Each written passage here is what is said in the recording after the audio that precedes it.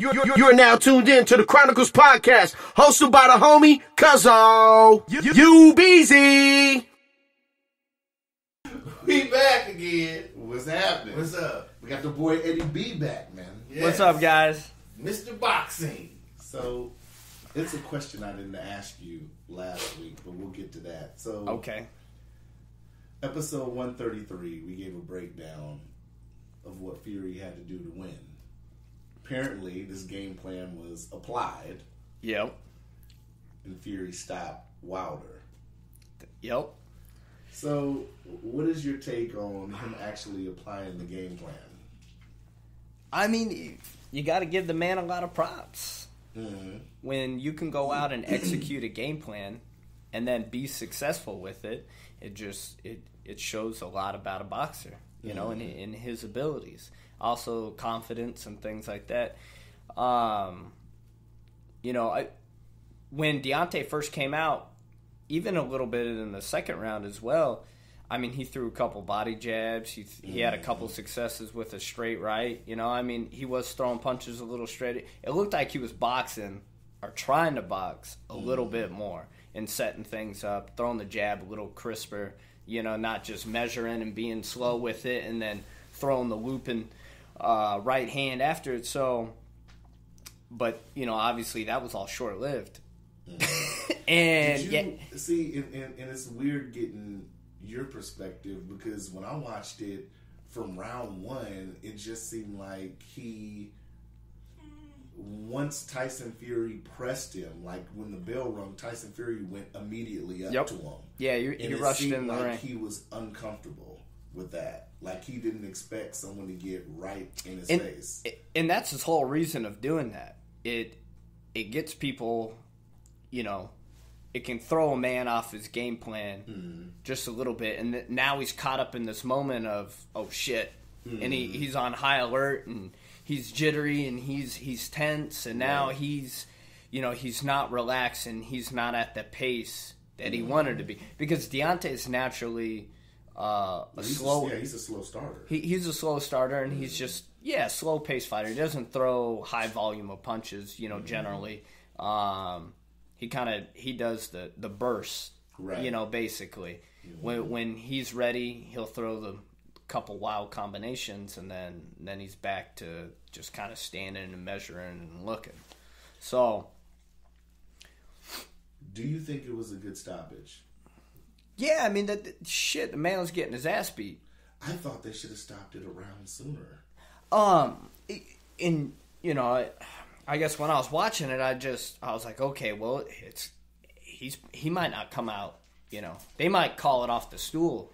You know, he might not come up off the stool this round. And so, I thought it could have happened, you know, a round before. Because the man was hurt. He had opportunities from the third, you know, what they called it on the 8th? 7th. The 7th? Mm-hmm. Yeah, so, you know, he had several rounds there to kind of change the pace of the fight, and he just couldn't do anything. And I mean, and when a fighter's that fatigued, that's hard to come back from. Yeah. You know, when you're hurt, you're fatigued. I mean, he looked physically broken, mentally broken. I mean, his legs weren't there. And then you got Fury on the other hand, who's in his groove. And, I mean, everything he's doing is working. Yeah. And it was working from the second round, you know. Once he started really applying that pressure, walking him down, I mean, it just everything clicked for Tyson. Yeah.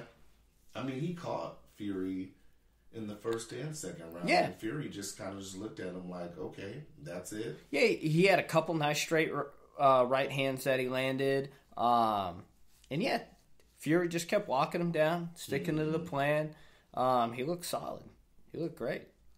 So, I think that trainer saved his life, basically. I mean, that trainer apparently, from reports, has been let go now. Yep, been let go. Mark Breland, who was boxed before, he was an amateur boxer. He was a gold medalist, right?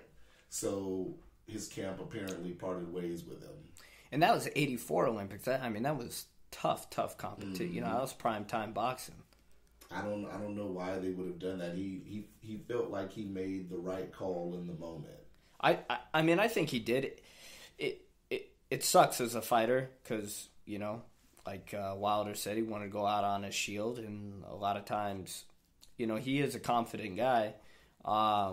So, and he always has that right hand, you know? He does, but do we want to chance that at the risk of him damn near getting brain exactly, damage? it's like, you know, what's the long-term goal here? Mm-hmm. You know, you can continue this fight. You're bleeding out of your ear. Your jaw's swollen. Mm-hmm. Your legs aren't there. You've been beaten physically and mentally. I mean, the man was just drained from all aspects. So it's like, what's the long-term goal here? Do we want to come back and get a rematch, or, you know, do we just want to go for broke? And who knows what's going to happen? He could suffer injuries that might put him out for, you know, a year, couple years, things like that, rehabilitating. And then plus just getting knocked out cold. Mm. I mean, we've seen how that's affected fighters. Yeah. And they're not the same. They can be a little gun shy. Sometimes their chin just ain't there after a fighter gets knocked out. You know, it's like once that switch is flipped, then it just doesn't seem to be, you know, as sturdy as it was before. Okay, so that's the fight. Yeah. We're post-fight. It's been multiple excuses. Piss poor excuse. Post-fight interview, he had leg issues. He didn't go into detail. Now, he got an ass whooping issue. That's about it. Right. So he got outclassed. Now we went to a 40-pound costume that he wore in the ring. Mm-hmm. Nobody told this nigga to go out there looking like Soundwave. Man, look, we don't even have to talk about that. No, we do. Why? Kenny Bayless. He blamed Kenny Bayless. We all know this is and then fake. He blamed Mark Breland. Why are we going to perpetuate these bullshit ass excuses that he had? Why don't the motherfucker got his ass whooped, period. Why don't we give Deontay Wilder the benefit of the doubt? How? There's no plausible excuse. I'm playing devil's advocate. Right, but there's no plausible excuse for the benefit. When you get trained for a fight, you go into a fight. When you step into a ring, you agree. I'm okay to fight. Mm-hmm. He's okay to fight. Boom. Now if you get out, if you say, "Oh, sorry, let me go change my costume. My shit too heavy." Oh, sorry. Let me do this because my legs ain't there. You know, cancel the fight. Okay. You know, that people can say what they want to say, but then I say, okay, well, something's wrong with them. Mm-hmm. But you cannot. I don't believe you cannot step in the ring and not. Well, I think that's an explicit waiver of all bullshit excuses. When you come in the ring, you get in there and they call your name out and come down, boom, that's it. There's no more excuses. Why talk about it? Because there's a lot of Deontay Wilder defenders I've seen on social media. Well, then they must not be. Well, they just like. Well, shit. I mean, I don't know if I even like Deontay Wilder anymore after this whole thing. But anymore. Now you said anymore after this fight or when? After all this, no, really after the bullshit ass excuses. Mm-hmm. That's what I'm saying. Because if he fires somebody, he's the first person to be fired. He should fire himself. Now, is it because you're shocked that he said the excuse? Did you expect him to take it like a man, the L? No, I'm not talking about a character personally. I'm talking, in my opinion, I'm talking about a character of a championship boxer. No matter what he did or happened before he got into the ring, that's on him. Mm-hmm. That's his team. That's his trainers. He's his own man. So when we're talking about boxing, I don't think a championship boxer should be doing shit like that. Do you think the 40-pound costume is a viable excuse? No. Do you think it's fuck no? You know, he put all that shit on. Hey, you gotta win like a champion, you gotta lose like a champion. That's a boxer. If he can't just say good fight, look forward to the next one. All that shit he can say is in his locker room or in his home, whatever. But never he got to say it in public because he's supposed to be a champion. And he had one little part in that post-fight interview where he said, hey, no excuses. He was the better man, and that's where you have to leave it. But he didn't leave it there. And then you got a leg issue, this, that. Well, guess what? Right. Every fighter is, they kill themselves especially through that 2-month training camp. Mm-hmm. No one's healthy going into a fight. Right. Everybody's got aches, bruises, sore hands, this, that. Mm-hmm. I mean, fighters going in there with sprains. That's just part of the game. Yeah, so once you step in the ring, that's it. And the best man that night wins. Yeah. And then you shut your mouth and you get back to work. And if you want a rematch, you go for it. You get that rematch. Yeah. You beat up some people that on the way back up again. Yeah. You take wants whatever an immediate rematch. You take whatever frustration you have out because you lost on the people, the sparring partner, your workout, your training, you're pushing yourself, and then whooping anybody's ass all the way back up to where you get your fight again. He wants an immediate rematch. I don't know why.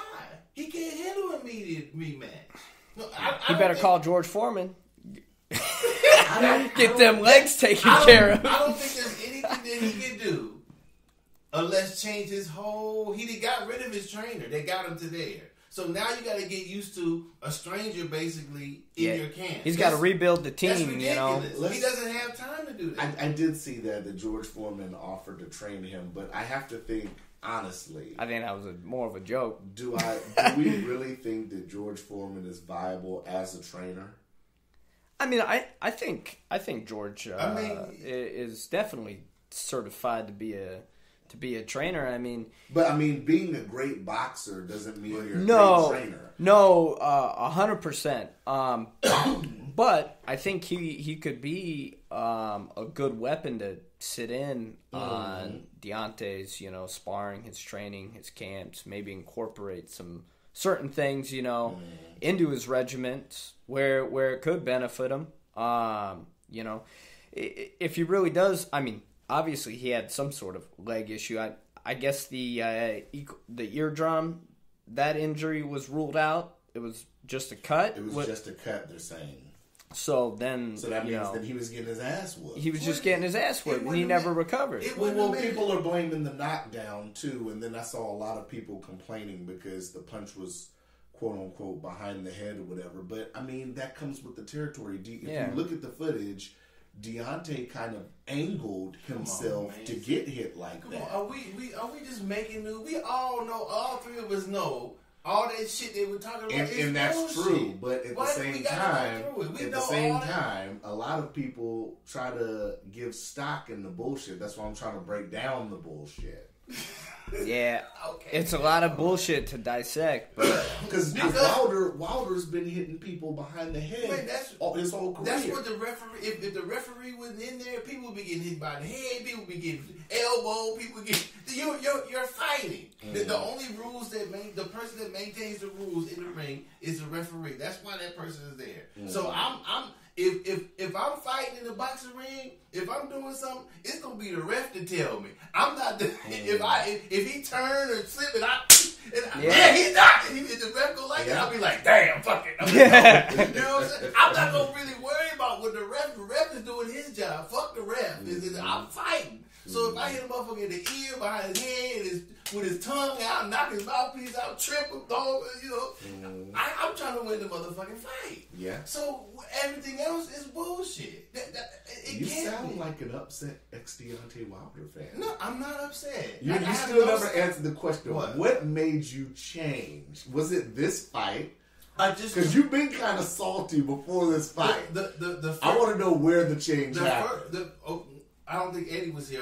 You might not have heard it. It changed for me when he first got in there with Fury. Mm-hmm. When he couldn't take all this shit he's taught, for one, we listened to it, but that kind of doesn't have nothing to do with it. When he got in the ring with Fury, he couldn't take this dude out the way he says, or I feel he should be able to take him. Because Fury's not a hell of a boxer. He did his thing. If you have to rank him among heavyweights, who?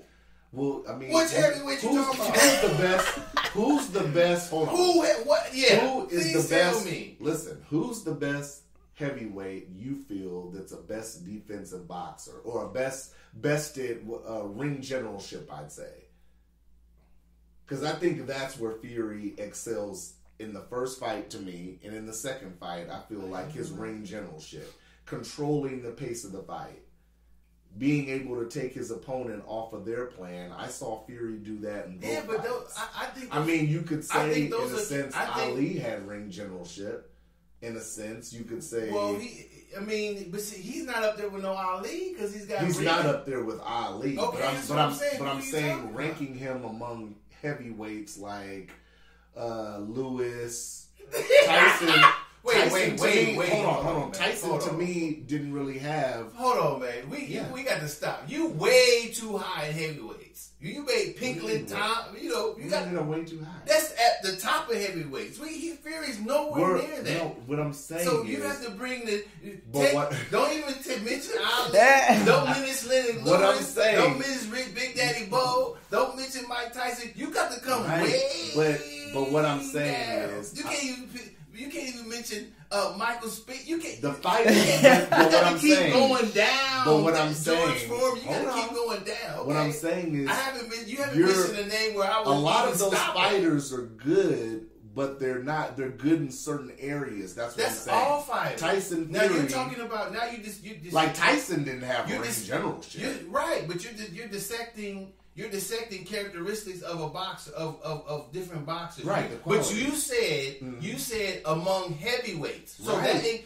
that's So ranking his ring generalship. Among heavyweights. No, because that's too hard. Then you have to go through all the heavyweights that ever boxed before him, and then know you know every boxing heavyweight. Okay. Well, off the top of your head, can either of you think of a heavyweight that had good ring generalship, and we'll compare it to that? I'm not going to do that. Maybe Eddie can. I mean, there's a lot of previous champions out there with good. I mean, I think ring Lennox- generalship. Yeah. I think Lennox had good ring. You know, generalship. Right, but you can't compare Lennox Lewis to Tyson Fury. No, Lennox would clean his clock. Okay, so then that. Why even use? I'm saying use a lower boxer heavyweight in that person's generalship to compare. You have to get the same box. You have to. So we can't rank it. Yeah, you got to get the thing same is- class of boxer and then do the carries. You can't start I see what with. you're You saying. can't start at to Mike Tyson's. Oh well, yeah. I see what you're saying. No, I see hell what you're no. saying. You got to bring it down. I can't even think of a boxer off the top of my head that's in Fury's class. Because without ring generalship, Lennox Lewis ain't gonna go for that shit. I have no argument You with can that. even take Trevor. I don't think Trevor Burke will go for that shit. Okay. Or Frank Bruno. Okay. So you got a lot of fighters that get to compare oranges to oranges with Fury. Okay. He's not even I see up that. there. I He's see not even that. don't even start there. I see that. Just like I don't even remember what we were talking about. you were trying to What was the original statement? baby. I don't know. Yeah, you were trying to compare his ring generalship to previous heavyweight I champions. think you said but in boxing heavyweights, where does he rank? because you said your opinion changed the first fight, Right. And what I said was where I was going was you talked about the shit talking and all that, but were you familiar with Fury before that fight? No, they both talk shit. I'm not saying this shit talking had anything to do. The shit talking set me up to what I felt he could do. You know, it helped me helped me see how confident he was, and whatever skills he had should have, in my opinion, should have backed up what he So what he said. So all he did really was sell the fight. That's what all boxers do. So personally, from me watching the fight, that disappointed me. What also made the biggest disappointment is that when he got in the ring with the dude, he couldn't take the dude out. When what I thought he could do leading up to every fight, right? It is not what he really can do. Period. But you saw that before Fury, though, right? No, you did. How? I mean, 'cause Wilder- When you can't see if the fight is short. He gets that just like when he fought the Latino dude. What's his name? Ortiz? Now Ortiz is Cuban, ain't he's Yeah. Latino. he? Okay, yeah. Oh my good lord. Anyway, because I didn't know his name. Ortiz. I'm like Ruiz. Ortiz. I'm about to say Ruiz too, but that's not. I didn't think that was his name. So when he fought that guy, how long did the fight go? Those fights didn't go that long. The first fight, I think I think the first one went longer than the second one. if I'm not I think the mistaken. first one, did that go? It either went the distance. Okay. No, he stopped him in the first. He stopped him in the first he one. stopped him in the first one. So what I'm going to say is that Ortiz did expose him. That's what I'm saying. So Ortiz did expose him. he did. You think so? Yeah. Okay. Well, Absolutely. Okay. Ortiz outboxed him both fights. Okay, but so he just got caught then. Yeah, he got caught. Oh, okay. I So think. I can't use that. I think in some moments, Stavern even. Well, see, so Yeah, it was so Stavern. okay, yeah. so then I haven't watched all of his fights, but I guess in my opinion, I was the signs were there. Right, but I didn't see him yet. Then maybe to me, so because you're asking me, so I'm gonna say I didn't see the signs. But the first fight that I actually watched, although I see all those signs, I'm like, hey, how come this dude can't take this guy out? Mm-hmm. That's what I thought to myself. That it just what do you mean? Not taking nothing away from Fury, but Fury should, in my opinion, against him, Fury should have lost the fight. Oh, Stiver, the dude with the braid in his hair. Stavern. Yeah, I saw that fight. That was a pretty good one too. Yeah. But so I didn't really see. I have to say I didn't really see it in those fights. I saw it in this one. I don't know what Mr. Fury did to this dude that had his legs look like he could get him together. I don't understand how tired he got. I don't understand any of that, and I'm not going to blame that on the weight of this or that or. I'm not. He got his ass whooped. He got his ass whooped. So what I'm saying is he's down a notch. All that shit he was talking, definitely out. He's in the Adrian Broner category. Shit talker, that we ain't trying to hear that shit no more. That as you're a boxer, hey man, what just happened? Now the first fight, can we credit it to the will of Tyson Fury? I mean he wasn't in shape. Well, see, when you win, you can credit anything you want. That's what I think is the best thing. Especially from the knockdown. Can we credit it to his will? I don't know. I don't know. You could credit to his will. You could say that Wilder's not a finisher. I mean, you could say a bunch of things. But it just not. What I know of a great fighter. That he doesn't exemplify that to me. He's done what he can do to get to where he is, and that's it. I kind of feel like, for 14 months, I wonder if he thought about that. Like, this dude got up from my best shot. Because I feel like that was his best shot that he could have hit Fury with in the first fight. Well, I mean, a shot depends on a lot of things. It may be depending on if the fighter goes back. It may depend if the fighter's feet are planted. It may depend on how flush it hit. I mean, it depends on a lot of things if what you get hit. So if you go to a knockdown, you can be knocked down from getting hit right here. So that's what I'm saying. When a person wins, and I think they get to say whatever they want to say. I'm the best. I knocked this motherfucking ass out. The king is on his throne. Yeah, I hit him in the jaw like that. You can't take nothing away from him because all he'll say is, "Motherfucker, I won," and he was like, "Yeah, you're right." What can you say after that? So all that shit about excuse, wait, that firing people. That's not. I don't think it's fair to him to fire him. The dude. That's weak. Yeah. To me, all the shit he's doing, that he's involved with, means that he wasn't the fighter that he thought he was. Yeah. Yeah, I mean, you gotta take responsibility for your ass whooping. You know, it's just you in the ring. That trainer made the right call. That's all there is to it. He prevented, even bigger possible injuries. Right. Cats have been seriously getting hurt. If this was his last fight. If this was his farewell fight, hey, I'm fighting Fury and I'm retiring, then go for broke. Leave it all out there. But that's not the plan here. Right, but we don't even know if that could have been the plan. So maybe he had talked with his trainer and said, hey man, look, when if the dude get the whoop with me, throw it. I mean, because you have to have. I mean, should you have that conversation with your? Well, he says that he had multiple conversations with his trainer of like, hey, I'm a warrior. I go out on my shield, this and that. There's no throwing in the towel. Like, I can come back. Every fighter believes in themselves. Exactly, right. Especially a guy like Wilder, where he has been down in fights. Now, obviously not that bad, but he has been outboxed and then has come back with a knockout victory. Right. So he's got that puncher's chance. Every puncher believes in themselves, hey man, I still got this right hand. As long as I'm on my feet, if I can throw this thing, I still got a chance. But his trainer made the right call. It's just time to get back to work. Shut up. Yeah. Because now, I mean, fuck, you got people who aren't even in boxing right now roasting his ass. Yeah. I mean, the whole internet's making fun of the dude. It should be. Exactly. Because he's getting what he deserves. Those excuses are bullshit. I mean, anybody, I could like Wilder. When Sugar Ray was getting his ass whooped, I felt bad as a motherfucker, but he was getting his ass whooped. When Tyson got his ass whooped with Buster Douglas, if you look at the tape, Buster Douglas was boxing his ass, and he was taking his punches.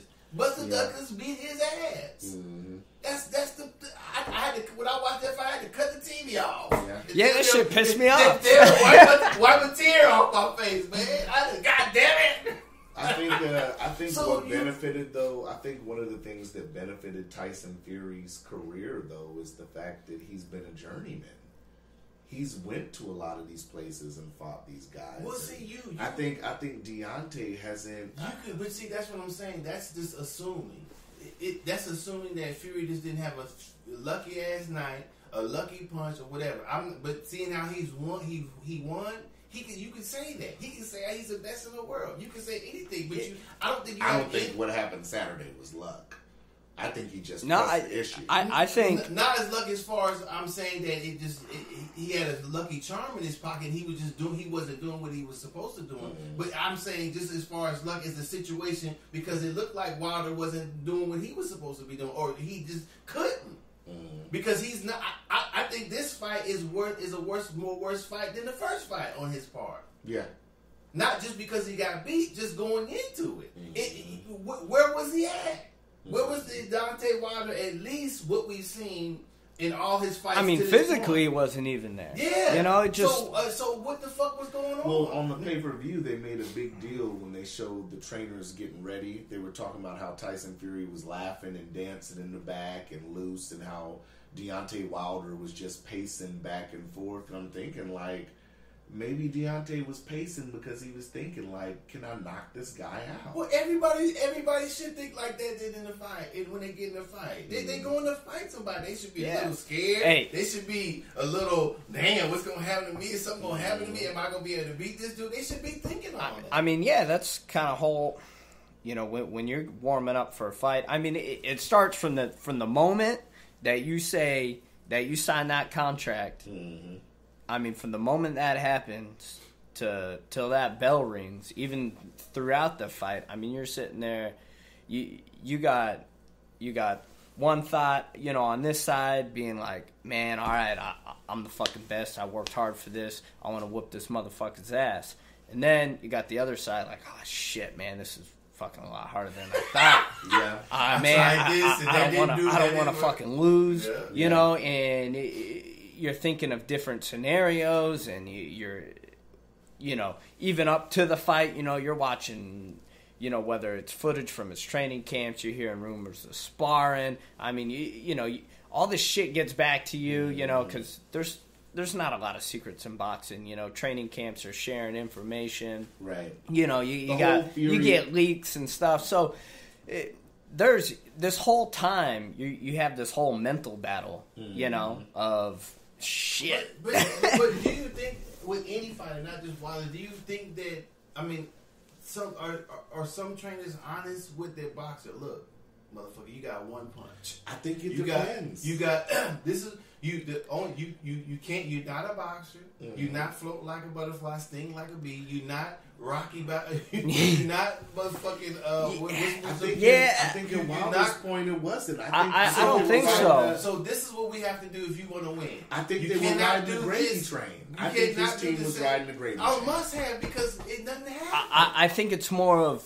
hey, you obviously you got this great punching ability, you got the size, you got the frame, and you've gotten yourself to this level. But you need to sharpen with that up. shit. But we have to do this. Mm-hmm.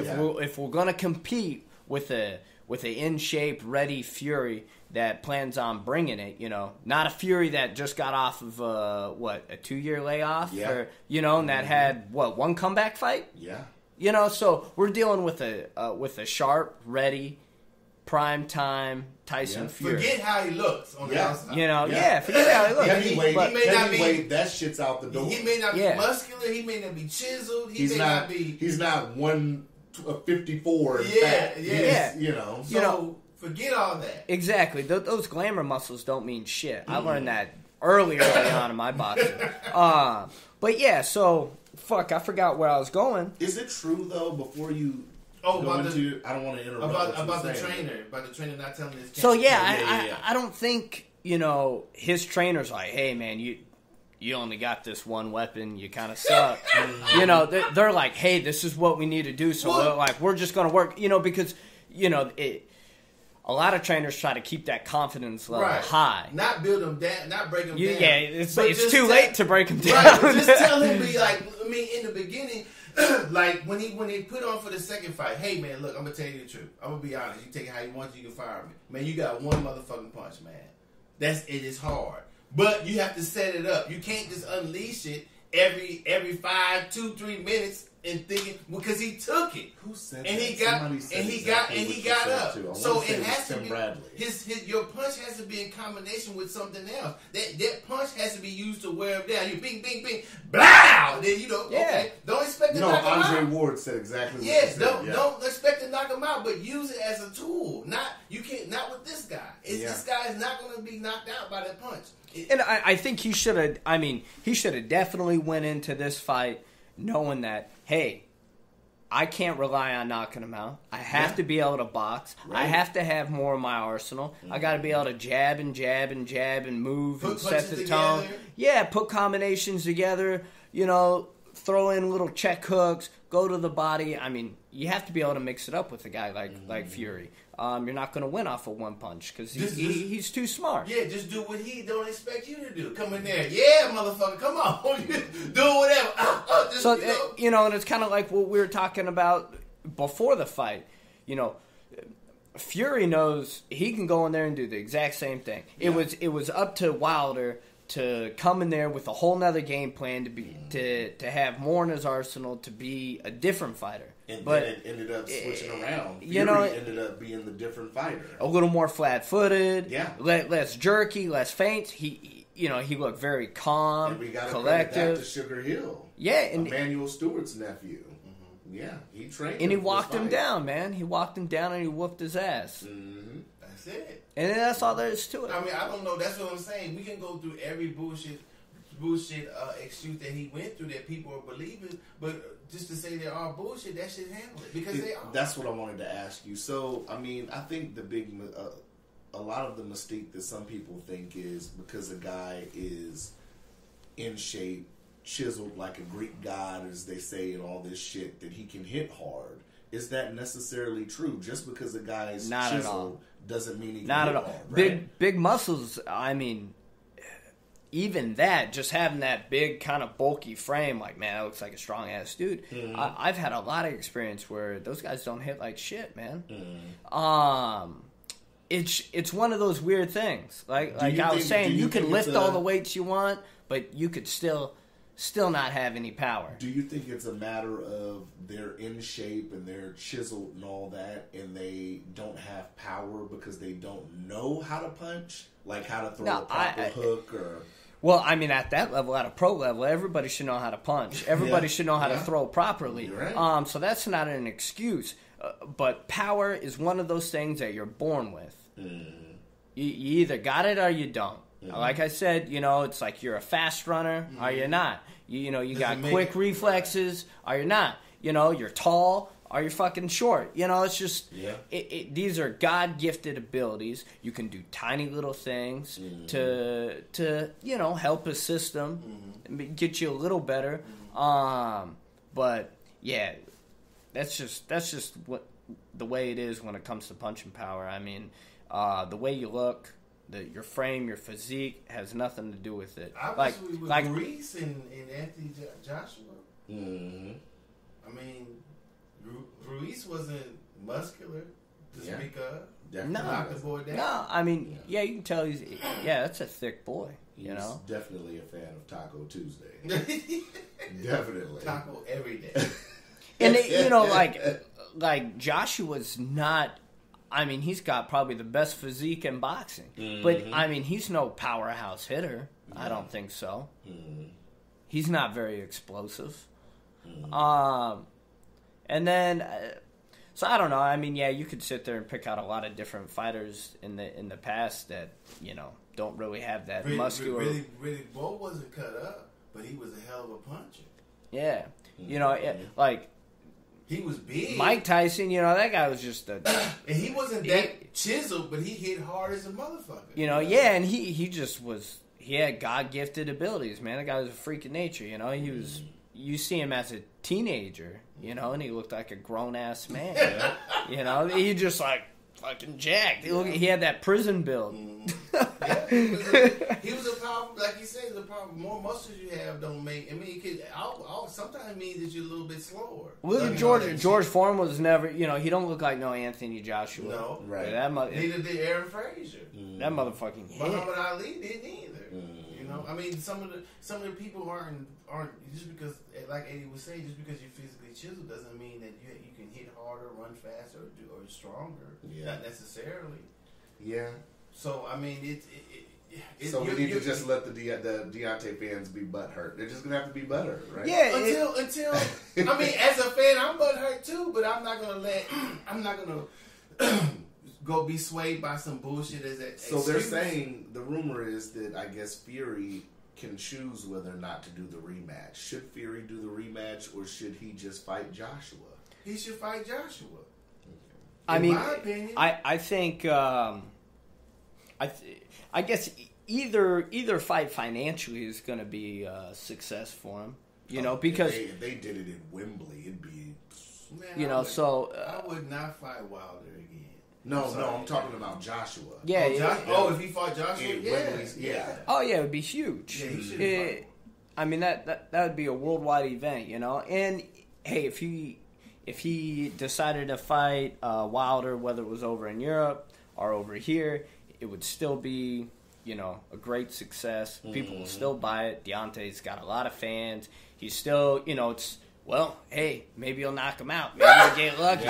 You know, there's still that, But that would mean just as less. You know, to those casual fans, you know, out there, there's still that hope of, like, you know. It was kind of like when Tyson was fighting at the end of his career. Right. People still pay big money. They're like, well, we know he's way past his prime, or he ain't as good as this guy, but he might knock his ass out. He might catch him.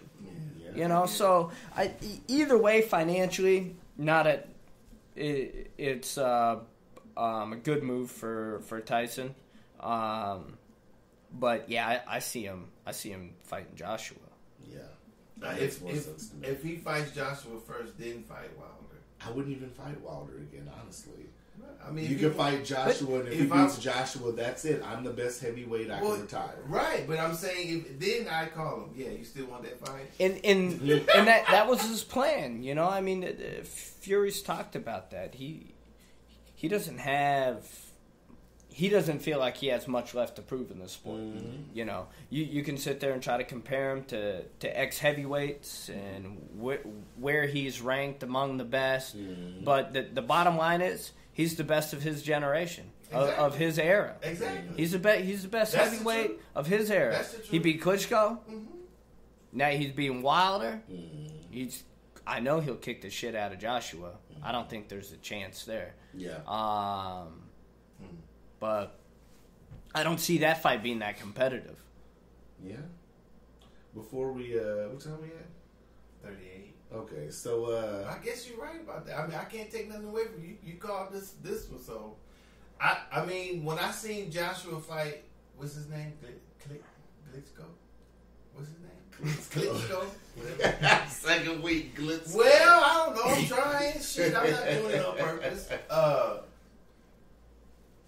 I saw because of the fighter I knew the Klitschko to be, but I mean, like you said, he wasn't the same as he was when he first started and when he fought Joshua. Yeah, that wasn't an early 2000s. Right. So I mean, they had been prime dominating Klitschko. so long. Yeah, you got to say they got bored. Yeah, you got to bring it down a few years for Joshua. So I seen a little something. But you might be right. That might have been a lucky night too. And one of them is in politics now. I think it's Vitaly. His brother. Yeah. Vitaly's in politics. So you got you can compare Joshua and that would be a good fight. You could Joshua Fury. Yeah, I mean, obviously he's got some skills. He holds a belt. You know, he did beat Klitschko, but I mean, it's a 50-year-old man. You know, so that's what I'm saying. He's you know, supposed to go down. and then he goes in there and he struggles with the overweight fucking man eating chimichangas. You know, It gets knocked out. Yeah, he gets knocked out. He comes back. Hey, give him props. He won the rematch. He did what he had to do. But I just don't think he didn't look comfortable. Like I said, he didn't look comfortable doing. I just don't think he's got the full package to really compete with Fury. That's all. Yeah. Okay. Before you got to run. Yeah, here in a few minutes. Okay, I was gonna ask you because I totally forgot in the hype and build to all this. Mikey Garcia's fighting Jesse Vargas this weekend. Okay. Who do you pick? I don't remember what the weight was at. That's gonna make it because Vargas was fighting. Vargas was 147. Yeah, I was gonna say he was fighting up. You know, I know he fought at 140 and up to 147. So, I mean that's going to be a factor. But I haven't watched Vargas as of lately. He's kind of had a little bit of a, I guess, quiet period, right? I mean, when's his last fight? It's been a year. I mean, it's been a minute. It's been a bit. So either that, unless he's been fighting like places and they ain't really been mentioning it. And the thing with Mikey's got that full package. Him as a person, he's mentally there. Yeah. He's physically there. Like that he's rock solid. You know, he ain't out partying and getting in trouble and fucking around. He's got a great training camp. You know, it's all family. He has the best because he has his brother is his trainer. Yeah. Who doesn't pull any punches. No, so with Robert and everything and his training camp, his whole team is just, it's like Mayweather. They always say it's like, hey, you got to surround yourself with good people, a good team. You got to have everything has to be a smooth, oiled, running machine, and that's exactly what Mikey is. I mean, from everything from his training camp to his personal life to, of course, everybody's got their problems and shit, but he's that's a man that's got it together. He's got it figured out, and he has all the skills to go with it. Vargas seemed to kind of be all over the place a little bit. I'd give him, Jesse has height and maybe reach. That's about it. Yeah. Sure, determination, will. You'd have to point that to Mikey, a great game plan. Yep. The game plan, the technique, the skill, I think that's all favors in Mikey, over towards Mikey. I think it will be a factor a little bit with where the fight takes place at what weight. But let's assume 147. But Mikey has proven that he can. That's all he does is he's got a great gym of welterweight sparring partners and things like that. He usually always spars bigger. I think he even sparred Maidana. Yeah, he's exactly. So when Maidana was fighting Mayweather and all that, he was in there sparring with those guys. I think even like back Margarito, all those dudes, man. Mikey's a tough dude. He's used to fighting guys, training, sparring, all that with bigger guys, because he knows he doesn't have the stature, Yeah. He's a short guy, and obviously he's got to move up in weight throughout his career. He can't fight at 130, 135 forever. So, I don't think it'll be too big of an issue for him at all. But you got to consider it, I guess. But I'd favor Mikey 100%. Yeah. When's that fight going down? That is Saturday, I believe. Saturday? I don't know what it's on though. I haven't checked. It came up in my feed. I haven't heard nothing about it. It's quiet. That's what I'm saying. It's been quiet. I want to say it's DAZN. Okay. Maybe it's DAZN. I'd have to look and see. And is Vargas no longer with TMT or what? I don't know. I don't think he is. I think he hasn't been with TMT for a while. Yeah. So we'll see. But yeah, man, it was great having Eddie on. Yeah, man. You guys got some other shit to talk about? Yeah, of course. All right.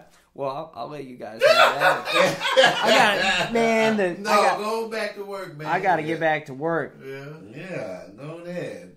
We just gonna transition into the So what we Democratic usually debate do, don't last forget night. Oh, the that's debate? That's yours, shit, right? Oh yeah. Oh yeah, no, yeah, that's his copy.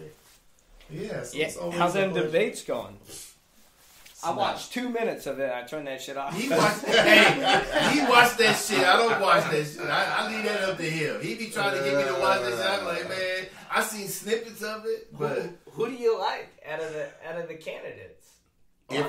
If I had to pick somebody, Yeah.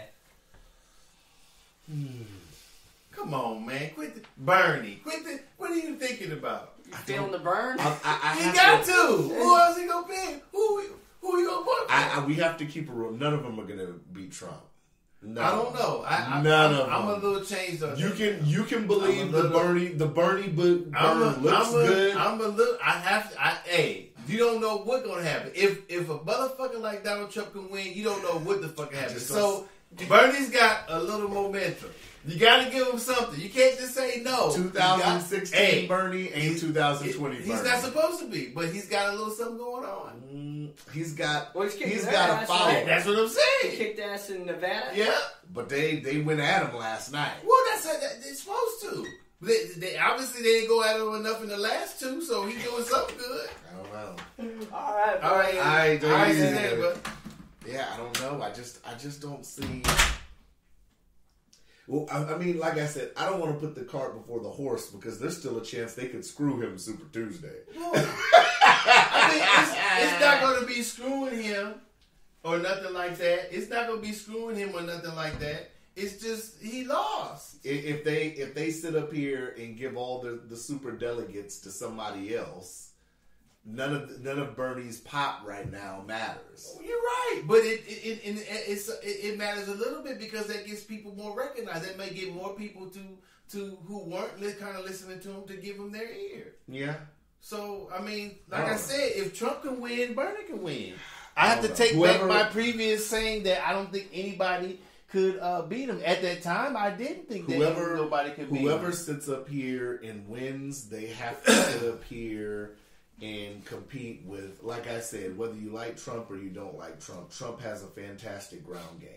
His ground game is what got him there. See, that's what we were just saying about boxing. Because he won, you can say that. No, I'm not saying that because he won. I'm saying because it showed. No, it doesn't show. How does it not because show? It's because America was built on racism, bigotry, all that. We're not, and it's easy to buy into that. It's easy to buy into that type of fan base. That you can do that.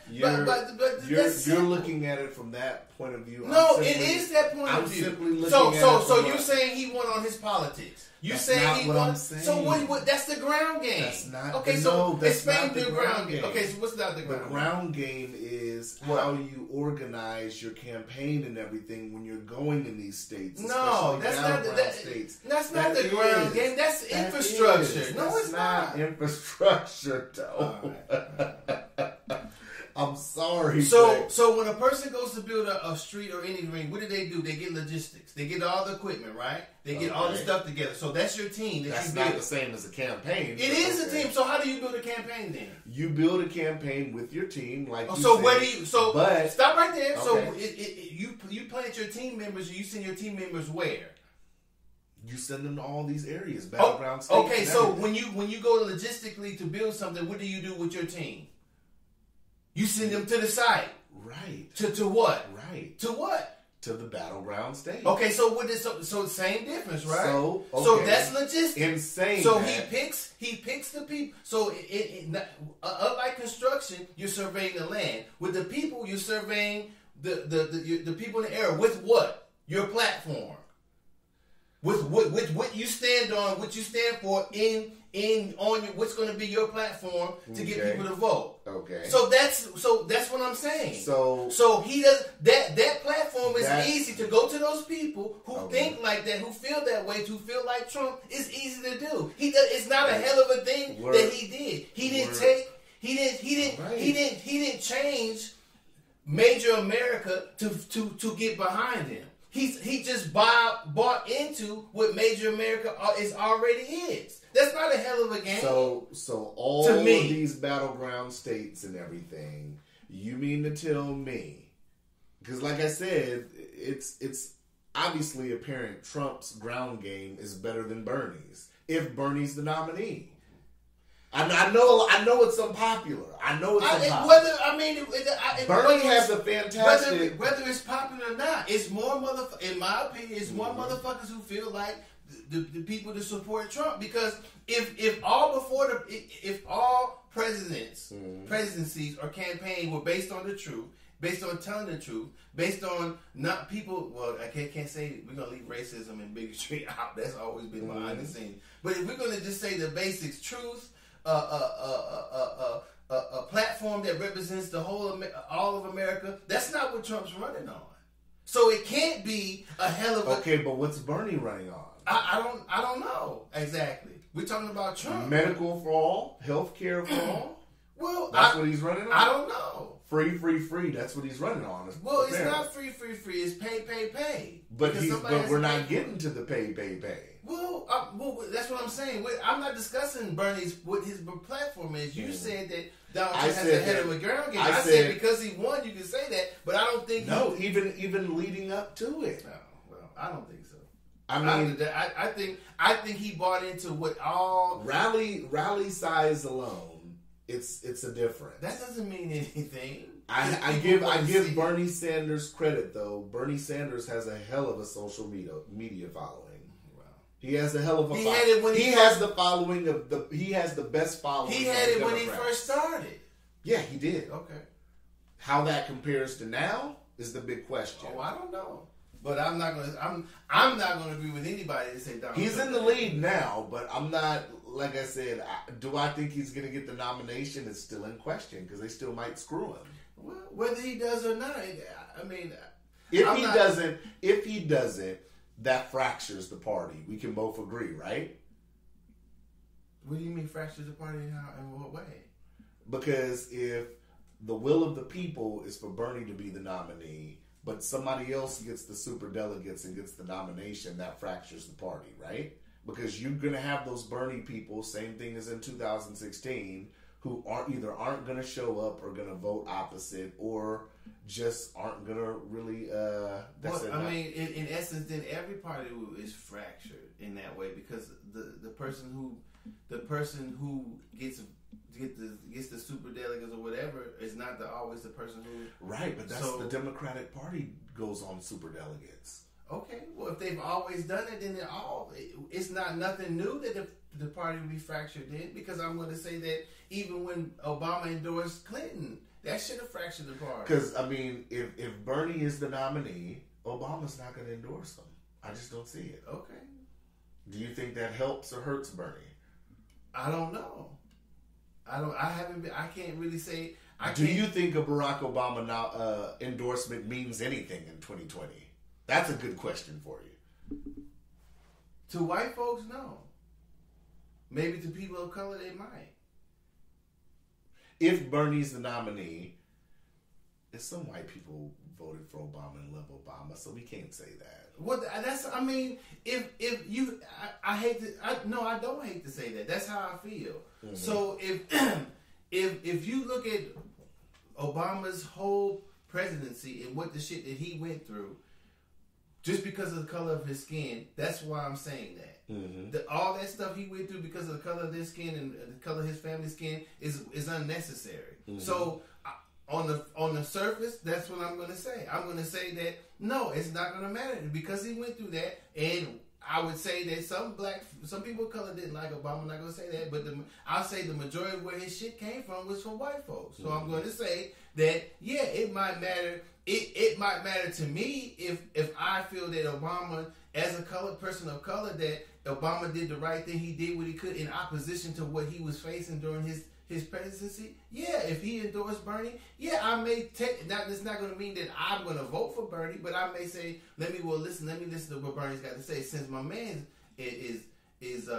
endorsing him. Since my man, yeah, that's how I'm saying. That's your homie. Yeah, you guys talk regularly. Yeah.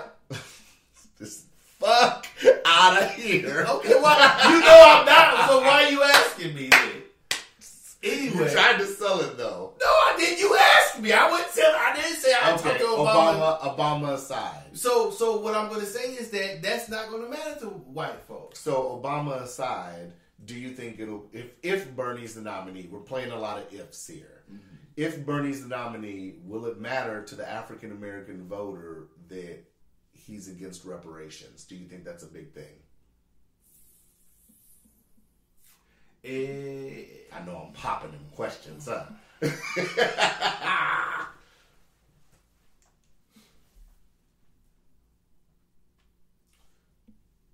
Well, I think that if you're voting on a national level or any election, you have to vote for whatever is most important to you. Mm-hmm. If reparations are most important to you, if ever or for a very long time, you're gonna wait for that candidate that's gonna be able to do that. And even if Bernie believed in reparations, he has to make Congress believe in reparations. But we have to say that for every category, though, right? So if a voter feels, well, you have to say it in totality, because just because a president has a platform doesn't mean he's going to get anything done on that. But what I'm saying is, so if a voter says. So a voter can feel that way about the economy. If a voter says, how someone votes, right? Anyway. That depends on what they choose. That's what I'm saying. They have to choose whether they vote, what they use to vote for the person or not. Whether it's reparations, economics, foreign policy, whatever. So if everything else is there for you, but you don't like the reparations, you might still vote for them. If reparations is a bigger issue, then you don't necessarily care about the rest of the issues, then you won't vote for them. So it's up to each individual. So you could say that the opposite way then, right? What? So you could say that about Trump too. About what? If somebody doesn't necessarily like Trump, if they're like, well, I don't care for the shit that he talks, but I feel in my pocket is better since he's been president with the economy, so that's why I'm voting him. So you can make the same argument both ways. Well, you can make the argument, but then you have to use your own proof of how you arrived to that how can I say, opinion or fact of what he's doing, and you have to take it yourself and see if you looked at everything that he's done and that's how you feel and you vote, then fine. I mean, I'm not arguing with. I'm not mad at people who vote for Trump. I'm not mad at people who. Have you asked your mom since? Because you said she said she did vote for Trump. I don't know what happened. She said so she said she did. Then she said she did. I don't know if she said she. Now I'm confused. I don't know if she said she was going to, or she did, or she maybe she said she liked Trump but didn't actually vote for Trump. How have you did a follow up and seen how she feels now? We were just talking about it. I can't remember exactly what she said. I think she said she wouldn't. So I don't think she's going to. But did you ask her, like, how do you feel the economy's going? And no, I didn't ask her. I think those are some good questions. Well, I'd be very interested in hearing how she feels about like stuff like that now. Yeah, okay.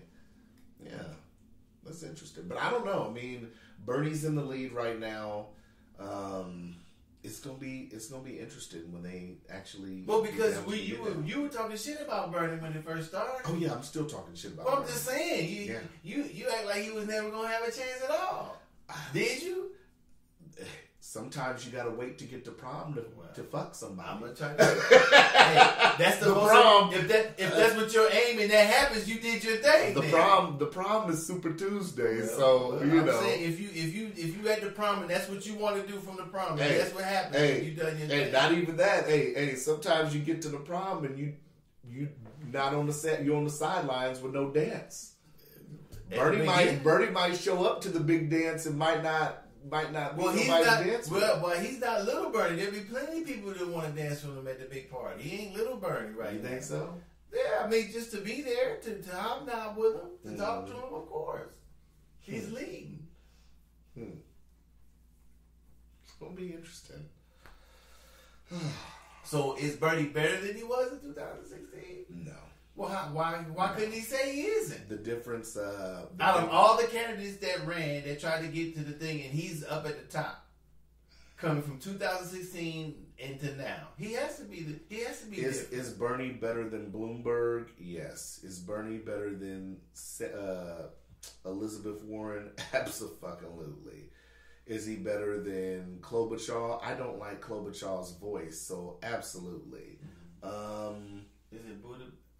Buttigieg is the question mark to me. Seeing Buttigieg on the stage, I don't know. I mean, it was funny seeing the video of the voter. I mean, like I said, it's funny in hindsight, but remember I sent you the video and we talked about the person who wanted to change their vote because they found out Buttigieg was gay. Mm-hmm. It's just funny because, like I said, I think Pete Buttigieg could give Bernie a run for his money, I think, but it's sad to say, I think a lot of people still have that mindset when it comes to voting. Mm-hmm. A lot of people, even though they're Democrat, because a lot of people say, well, that's a Republican thing because they're Bible thumpers. And no, you still have a lot of people that are Democrats that feel the same way. They wouldn't be comfortable with someone being gay, being a nominee, let alone the president. That is still a thing. Mm-hmm. You know, so I think if that weren't a factor, I think Buttigieg it'd be an interesting contest between him and Bernie. That's what I think. Mm-hmm. So, yeah. If I answered that for you. I guess. You know, I just think 2020 Bernie's different from 2016 Bernie because that Bernie I felt like ran more homegrown. I feel like his message relayed more. Bernie can talk about the wealthy now and it's like, motherfucker, but you're rich. You know what I'm saying? It's like, you know, you've done book deals, you make a lot of money, you're not one of us anymore. That's the vibe I get. Well, why do you think like that? Because that's what it is. Why would you punish somebody necessarily because they have more money than you?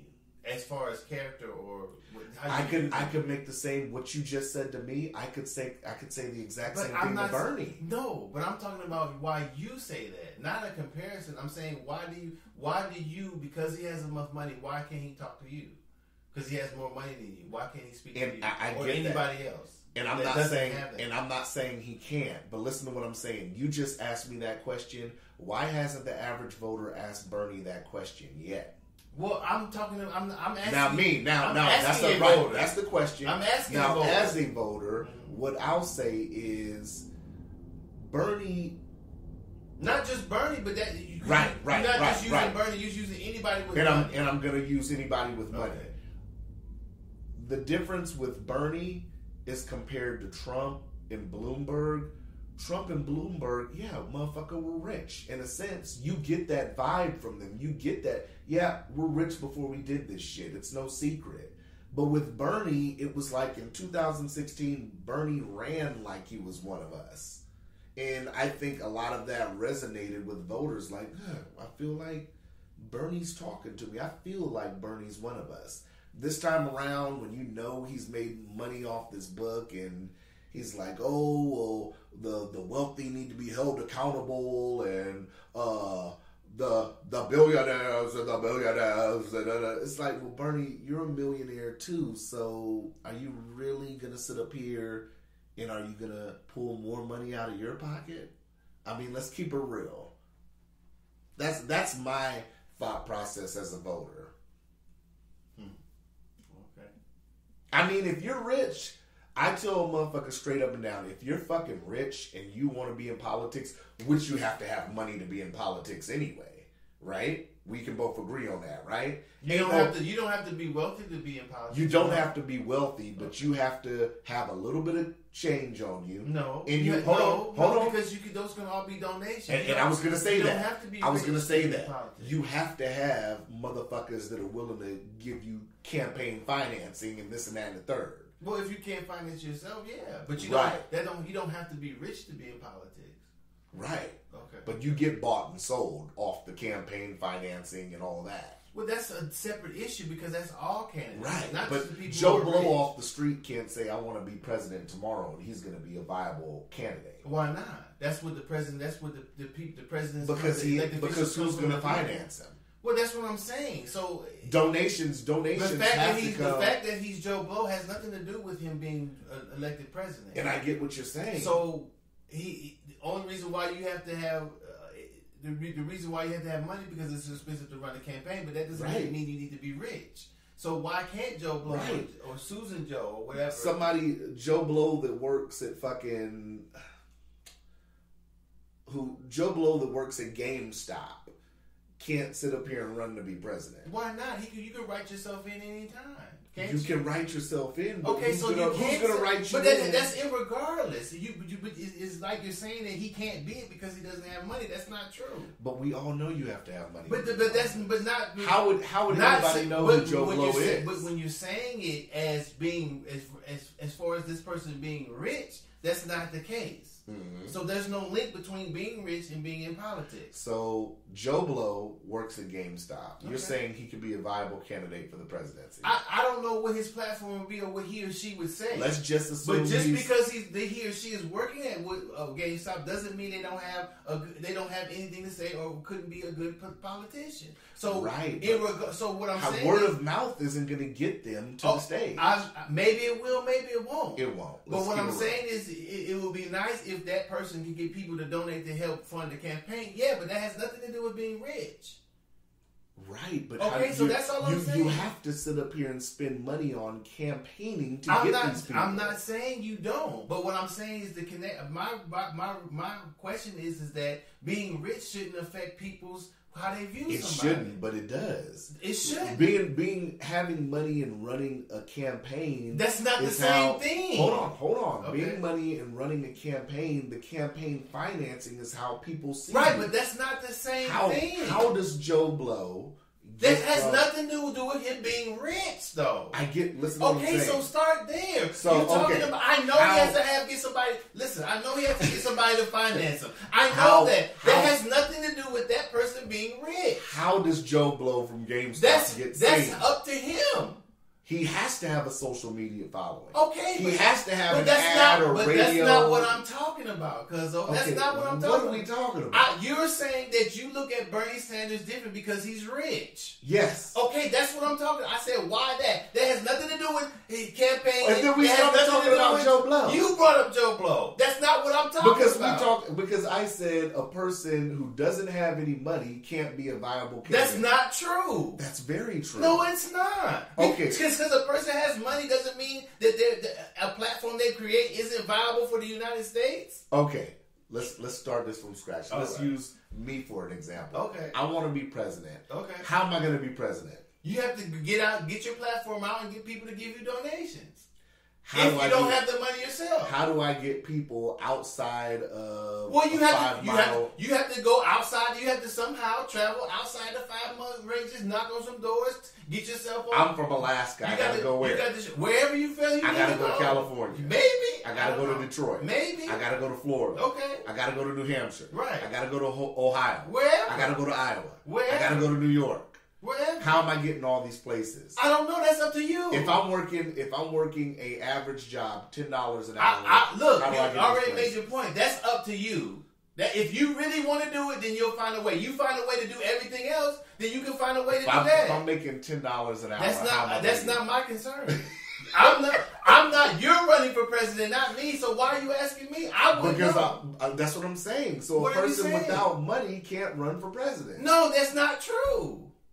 How can they run for president? That's up for them to decide how to run for president. Don't ask. I'm not running. If I wanted to run for president, then I have to figure out a way how to finance myself or get donations to finance my campaign. If you're working, but that doesn't mean that I'm not a viable person to be president. But you're not viable until you're on a national level. No, that's not true. How is a person running? Because you don't think that somebody who can't afford to be president could actually have something to change the country? That's not what I'm saying. That's what it seems like you're saying. When you say that a person doesn't have money is not a viable candidate, that's not true. If Susie from the smoke shop has great ideas and I believe that she could be president, well then help her run the campaign. Okay, be her campaign manager. Then you guys come together and figure out how to get funds to get her to where she needs to go. Okay, so how are we gonna get Susie front? That's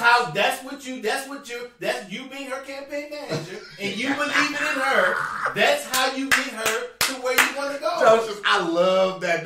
That's a shoulder roll. No, it's not. That's the truth. It has nothing to do with because Bernie has money. If Bernie's able to fund himself because he has money, you look at it different because he's rich. No, you just said that. No, I'm not talking about his camp. Bernie is rich. I'm not talking about his campaign either. Right. I'm saying that because he's rich, you look at him differently.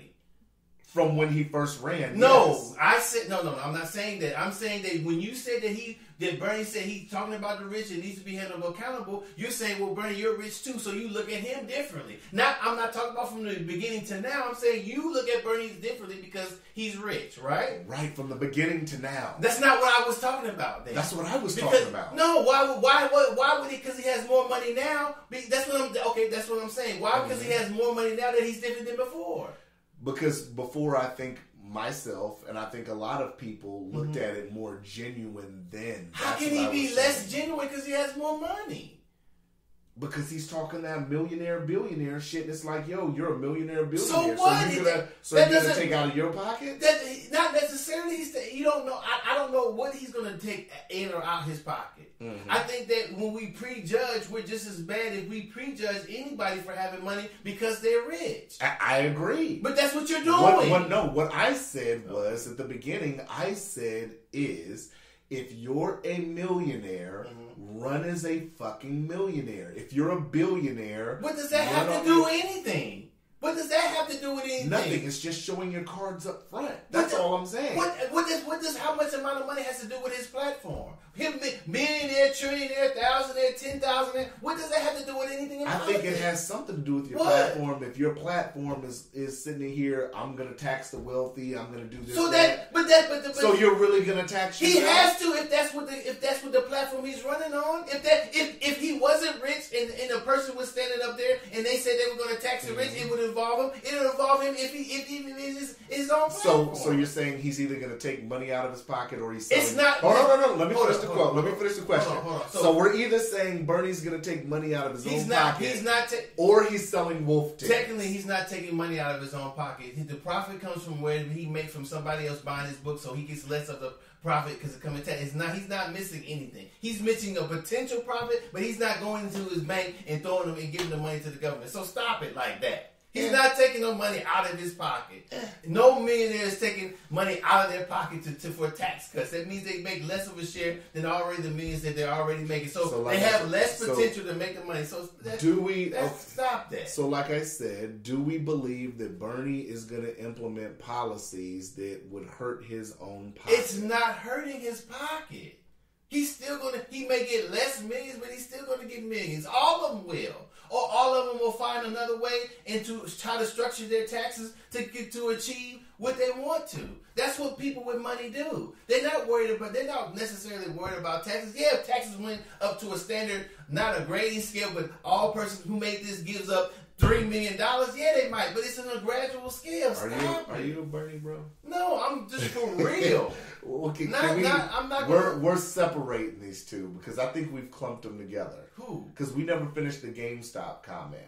A guy that works at GameStop cannot be a viable person. Actually, it has nothing to do where he works at. It has nothing to do... I'm just using that as an example. Well, I love GameStop. I think it's a wrong example because you're throwing factors in there that leads people to believe because he works there or she works at GameStop because he or she doesn't have money. Not saying I'm a gamer. I'm not talking bad about GameStop. I'm saying that you're setting the stage for somebody to be, in my opinion, to mishear or I can understand what we're trying to say. Anybody can run for president. Anybody can. Rich or poor. I absolutely agree. Okay, so whether they're viable has something to do with what they say, not how much money they have. Right, but how do they That's get for there? them to decide. Why are you asking me that? But I don't know. You have to have the money to get your message out. So if you have a good enough message, enough people, or if you don't have the money, if you don't have money yourself to finance your thing, then if your message is what a lot of people want to hear, then hopefully they'll donate so you can use that money to further your campaign. Right, but you have to sit up here and get enough people to donate, and your message has to to reach all those people. Okay, because we know that. So why are you still saying that? Because it costs money to get right, your message out there. because they don't have the money, don't mean that they're not viable. If you say somebody is not viable for any reason, yeah, they may not be viable. They may not have enough money to run a campaign, but doesn't mean they're not viable. I said viable on a national level. That's what I said. But you're not. If 10 people believe in my campaign and donate $1,000, that's $10,000. If I'm running for president, those 10 people are great. If they tell people, those people may or may not donate, but that $10,000 isn't going to get me to a national platform. Maybe it will to be a viable candidate. That's what I'm saying. That's not you. I think you're saying it wrong. How am I saying because you're connecting the money for them not being viable. If every campaign, say the campaign was free, say you didn't, say all the stations, all the platforms, whatever, made it to where it didn't cost money. Mm-hmm. They had, which would be great. Well, it would be, because if you ran on tax money, it would still cost the taxpayer money, which it should. Mm-hmm. Which it should. So anybody who want to run should get on a national bus and go everywhere they need to go, paid for by the United States, because this person is working for the United States. That would be great. Right. So you eliminate the money that you need to put in. Mm-hmm. So then everybody could get there without saying that boom, boom. So then how would you say it then? How would you say it then? The platform? No. How would you say it if Joe Blow or Susan Blow anywhere said, I want to try to run for president, I just need to sign my name up and get on a national bus and follow everybody. If all that shit was free, I wouldn't say anything to it. That'd be fantastic. So that's what I'm saying. So the person that doesn't make money doesn't make, not having enough money doesn't make the person not viable. In this case, it does. No, it doesn't, because viable means all of it's unfit. Not free. All of it's not free. Not viable means unfit. No, that's not true. Not viable doesn't mean unfit. Let's look it up. Viable on a national level does not mean unfit. Okay, we'll look it up. That's what I hear you say, but we'll see. He said viable means unfit. Okay, we'll see. Okay, I may be wrong about that. It might be. I'm gonna look it up. And look up viable candidate too. Capable of working successfully, feasible.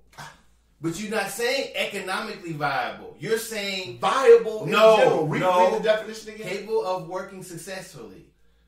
Being a viable candidate is on a national level. It has to do with your platform, not your money. It has to be with being successful on a national level. Right, but we're talking in politics. We're not talking about economically viable. We're talking about politics. No, we're not. You're talking about money.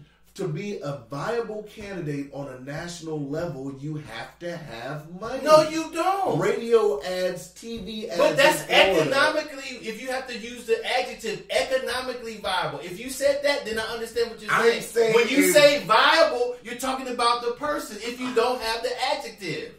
That's what you're saying. All right, though. That's what you're saying. Economically viable. Okay, then it's terrible.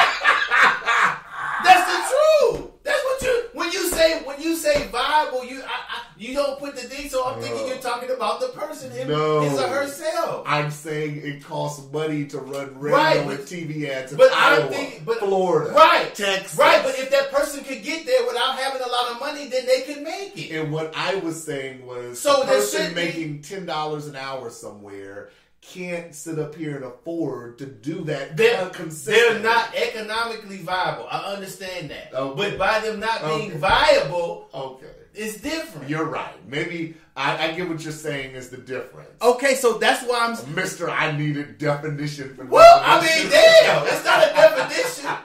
But what I'm saying is so... Can you look up the definition of an asshole? It's got Cuzzo right there. So what I'm saying is that it should discourage you from thinking that Bernie can do what he do because he has money. That's different, though. It's just it's not different. I think people are led to believe that, and that's what keeps separating people. I think if you go ask a person who liked Bernie in 2016, who's on the fence about him now, I think they would sit up. If you ask them the question, do you think it's different because Bernie has money now? Do you feel like his message is different? How do you feel about his message now compared to 2016? Because obviously 2016 blew him up. So speaking fees, appearances, and all that shit went up from 2016. So I just think that'd be an important question to ask people that love Bernie Sanders. I think it's a good question. I don't. Not necessarily the people that are so in love with Bernie that they won't ask the question, but that's like saying because a person comes into money now they can't be now they're worse a politician. You have a right to think that, but I mean I don't think that's fair to the person. I just think, like I said, I just really think Bloomberg is a piece of shit because he has money. Bloomberg is a piece of shit because he's a piece of shit. Yeah, because of the shit he's done. I just think so whether he had money or not doesn't make anything. I just think if it wasn't so watered down with so many candidates, I just think heads up, a Pete Buttigieg and Bernie Sanders head to head would be interesting. That's just my opinion. If you didn't have the Bloombergs, the Elizabeth Warrens to water shit down, the Klobuchars, I think heads up, I just think it'd be interesting. People say, well, we've progressed, we've came so far and all that, yet we still have people that are Democrats not backing a gay Democratic candidate. I just think that says something. Yeah, but of course it does. But, they can't back somebody or barely back somebody who's a woman or person of color or a different nationality or different religion. Anyway, 120. Okay. Before we wrap up, man, I'm tired of getting sent online requests for GoFundMe's. I'm not that. You didn't get off their page. Maybe I should. Cut them off. Maybe I should. I just look at them and laugh. I'm not donating to anybody who hasn't even promoted our shit. I'm not donating. Wow. I'm not donating. You're not getting $1. If you have shared the podcast at any point, I'll give you $3. Well, why they have to share the podcast? Because don't ask me to give you change and support if you ain't supported the podcast. All right. That's not necessarily what help is, but okay. You have a right to feel that. Well, help me get my podcast to more listeners. Help me do that. Right. And I'm not asking for anything monetary. I'm asking for you to just simply share the shit, right? So don't send me asking me for something monetary, right? If that's how you I'm just asking you to click share if that's how on Facebook. If that's how you feel. You're asking me to go to a website which could very well be hackable and enter my credit card information. Let's go, Doe. Oh, don't get me to cooking. You want me to enter what? You want me to enter my information to donate money, right? Yes. Well, you can send them a check, a cashier's check. You can say, send me an address. I don't like donating online. Can you send me an address I can see? We still not the money. That's time and money. Clicking and then going, standing in line, getting the cashier's check. It's up to you. You don't want to do it. And then having to go to the post office, stand in line, and send that cashier's check. Because you got to put a tracking number on it, right? Or you can send the money through Messenger. I don't know. How secure is that? That's secure. Through Facebook? I mean, it's on Messenger. Exactly. It's a Facebook platform. I guess. And it's iffy. Messenger's iffy. Let's keep it right. That's debatable. True. Thank you, Doe. So we episode 134. Is it? I think. Yeah, we're episode 134, baby. All right. We in the books. We in the books. We out. All right, peace. Holla!